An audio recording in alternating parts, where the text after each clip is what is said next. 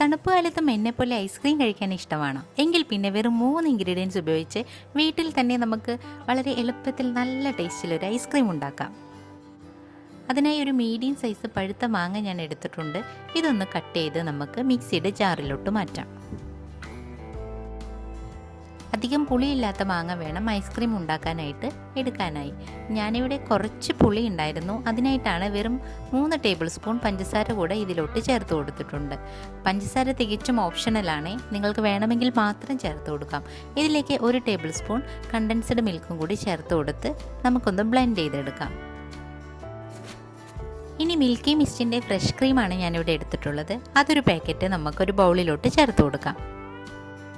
Ice cream ഉണ്ടാക്കാൻ എനിക്ക് ഏറ്റവും ഇഷ്ടം ഫ്രഷ് ക്രീമാണ്. വിപ്പിംഗ് ക്രീമിനേക്കാളും എനിക്ക് ടേസ്റ്റായിട്ട് തോന്നിയത് ഫ്രഷ് ക്രീം തന്നെയാണ്. ഇനി നമുക്കിത് നന്നായി ഒന്ന് ബീറ്റ് ചെയ്ത് കൊടുക്കാം.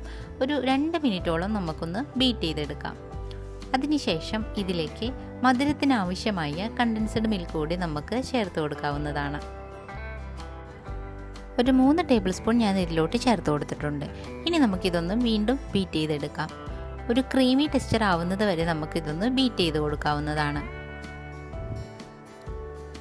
അങ്ങനെ നന്നായി ബീറ്റ് ചെയ്തെടുത്തിട്ടുണ്ട്. ഇനി നമുക്കിതിലേക്ക് അരച്ച് മാറ്റി വെച്ചിരിക്കുന്ന മാംഗോയുടെ പൾപ്പ് കൂടി ചേർത്ത് നന്നായി ഒന്ന് നമുക്ക് വീണ്ടും ബീറ്റ് ചെയ്തെടുക്കാം. മാംഗോ ചേർത്തതിന് ശേഷം ഒരു 4-5 മിനിറ്റോളം ഞാൻ ഇത് നന്നായി ഒന്ന് ബീറ്റ് ചെയ്തെടുത്തിട്ടുണ്ട്. ഹൈ സ്പീഡിലിട്ടിട്ടാണ് ഞാൻ ബീറ്റ് ചെയ്തിട്ടുള്ളത്. ഇത് കാണുമ്പോൾ തന്നെ അറിയാം, നല്ല ക്രീമി ടെക്സ്ചർ ആയാൽ നമുക്കിത് ബീറ്റർ ഒന്ന് ഓഫാക്കാം.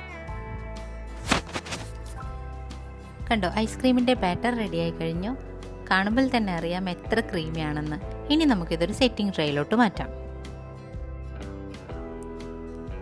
അങ്ങനെ ട്രേയിലോട്ട് മാറ്റിക്കഴിഞ്ഞു. ഇനി നമുക്കിതൊരു 8 മണിക്കൂർ ഒന്ന് തണുപ്പിച്ചെടുക്കാം. ഞാൻ ഫ്രീസറിൽ വെച്ച് വേഗം 8 മണിക്കൂർ ആയപ്പോഴത്തേനും നന്നായിട്ട് തന്നെ നമ്മളുടെ ഐസ്ക്രീം റെഡിയായി വരാറുണ്ട്. അതുകൊണ്ട് തന്നെ ഞാനിവിടെ 8 മണിക്കൂറാണ് വെക്കുന്നത്.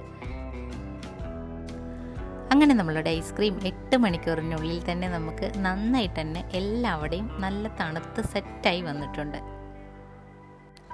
ഇത് കണ്ടോ, അടിപൊളിയായിട്ട് തന്നെ സെറ്റായി വന്നിട്ടുണ്ട്. അപ്പോൾ മാംഗോ ഐസ്ക്രീം ഇഷ്ടമുള്ള എല്ലാവരും ഈ വീഡിയോ കണ്ട് തീർച്ചയായും ഒന്ന് ട്രൈ ചെയ്ത് നോക്കണം.